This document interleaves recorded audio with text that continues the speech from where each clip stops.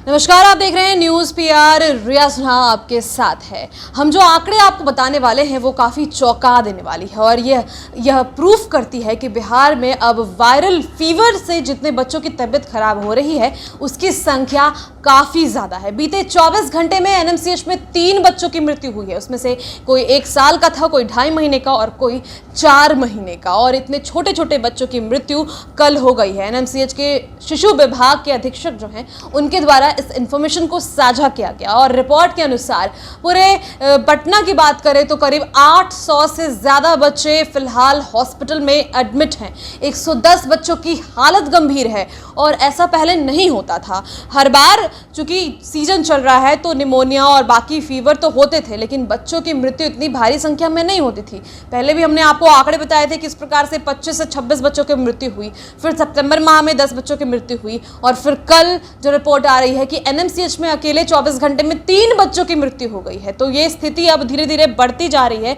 दयनीय होती जा रही है। सरकार इस बात को मान नहीं रही है कि ये थर्ड वेव है और ना ही रिपोर्ट्स ये बतलाते हैं, डॉक्टर भी क्लियर नहीं बताते हैं। बोलते हैं निमोनिया भी था, टाइफॉइड भी था, तमाम बीमारियों को मिक्स करके बताते हैं। वो क्लियरली ये भी नहीं कहते हैं कि हाँ ये थर्ड वेव नहीं हो सकता है। वहीं बिहार के मुख्यमंत्री नीतीश कुमार जो है वो भी क्लियरली नहीं बता पा रहे हैं, क्योंकि उन्होंने एक बयान में कहा कि तीसरी लहर कब आ जाए क्या पता। वहीं मुंबई से जो खबरें आई थी बताया गया था कि तीसरी लहर आ चुकी है। ऐसे में चिंता का विषय बढ़ चुका है, क्योंकि एनएमसीएच से जो रिपोर्ट आई वो डरा देने वाली है। क्योंकि 24 घंटे में कोई बच्चे जो हैं वो 5 दिन से एडमिट थे, कोई 4 और कोई 3।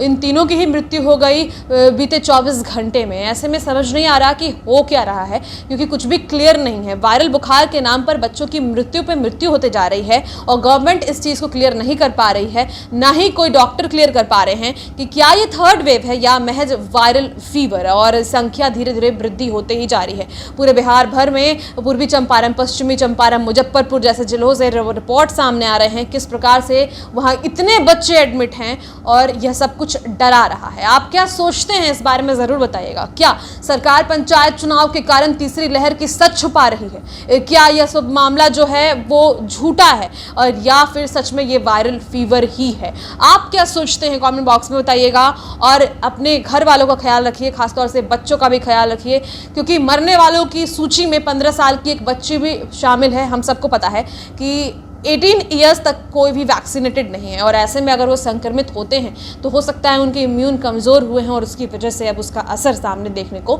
मिल रहा है और धीरे धीरे यह संख्या में वृद्धि ही होती आ रही है। ऐसा नहीं है कि कोई भी राहत वाली बात है। अगर एक दिन राहत की खबर मिलती है तो दूसरे दिन चौंका देने वाली भी खबर सामने आती है। इस रिपोर्ट में इतना ही। आगे और भी खबरों के लिए बने रहें हमारे साथ। शुक्रिया।